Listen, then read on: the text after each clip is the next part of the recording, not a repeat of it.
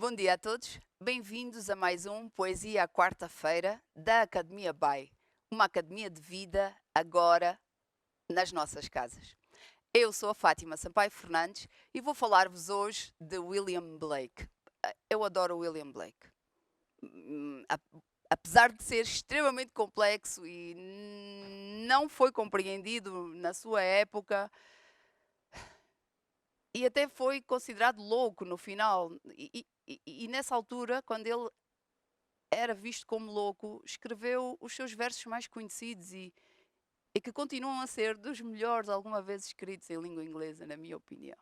Bem, então, William Blake, ele nasceu em 1757, estamos no século XVIII, no início da segunda metade do século XVIII, em Londres, na Inglaterra, e faleceu em 1827, também em Londres, na Inglaterra. O seu trabalho, enquanto escritor, não pode ser separado do seu trabalho enquanto artista, porque ele fazia ilustrações e gravuras. E fez ilustrações e gravuras de livros como A Divina Comédia de Dante ou The Book of Job, o livro de Jó, a sua obra artística mais célebre, não é? E fez 100 aguarelas para a Divina Comédia de Dante, antes de morrer em 1827. Já estão a ver pelas obras que ele ilustrou, não é? A grande influência que a Bíblia e os textos bíblicos tiveram também sobre a sua escrita. Mas não talvez da forma que se possa imaginar, porque ele retratava as contradições, se falava sobre a bondade patriarcal de Deus, também falava de Deus como símbolo da tirania.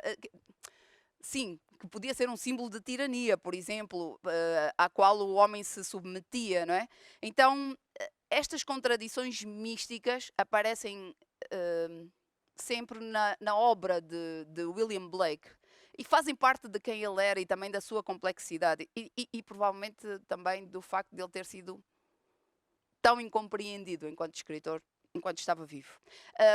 O seu livro mais conhecido é The Marriage of Heaven and Hell, O Casamento do Céu e do Inferno. É a sua mais importante obra em prosa. E aqui nós temos esta doutrina dos contrários de que eu estou a falar, não é? Temos o bem e o mal, a alma e o corpo, o céu e o inferno, Deus e o diabo. Tudo isso aparece nesta obra. E os livros que ele escreveu depois disso, apesar de terem sido escritos num estilo bíblico, foram chamados de Bíblia Negra, porque, porque foram consideradas revelações estranhas, de certa forma, em que o Criador era visto como também um poder obscuro. Aquele lado tirânico, não é? Aparece cantado nos textos de William Blake. Bem, vamos ler alguns poemas, 2 poemas dele e depois os seus versos mais conhecidos, está bem? Então vamos ao poema Londres, sobre Londres. E sem esquecer sempre que ele é um escritor fabuloso, na minha opinião, e também complexo. Londres. Vagueio por estas ruas violadas, do violado Tamisa ao derredor, e noto em todas as faces encontradas sinais de fraqueza e sinais de dor. Lembram-se quando falámos de Walt Whitman e de como ele cantava o progresso e a América? O discurso aqui é completamente diferente. Em toda a revolta do homem que chora, na criança que grita o pavor que sente, em todas as vozes, na proibição da hora, escuto o som das algemas da mente. Dos limpas chaminés, o choro triste, as negras igrejas a tormenta, e do pobre soldado, o suspiro que persiste, escorre em sangue pelos palácios que sustenta. Mas nas ruas da noite, aquilo que ouço mais é da jovem prostituta o seu fadário. Maldiz do tenro filho os tristes ais e do matrimónio insulta o carro funerário. As contradições a dor, tudo aquilo que está escondido nas sombras da cidade de Londres, não é? Não tem medo de falar sobre isso, de cantar isso e ao mesmo tempo utilizando uma linguagem forte, pesada, fantástica, na minha opinião. Um outro poema muito, muito interessante. O Tigre. Tigre, tigre que flamejas nas florestas da noite. Que mão, que olho imortal se atreveu a plasmar tua terrível simetria. Em que longínquo abismo, em que remotos céus, ardeu o fogo dos teus olhos. Sobre que asas se atreveu a ascender?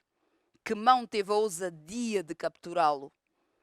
Que espada, que astúcia foi capaz de urdir as fibras do teu coração?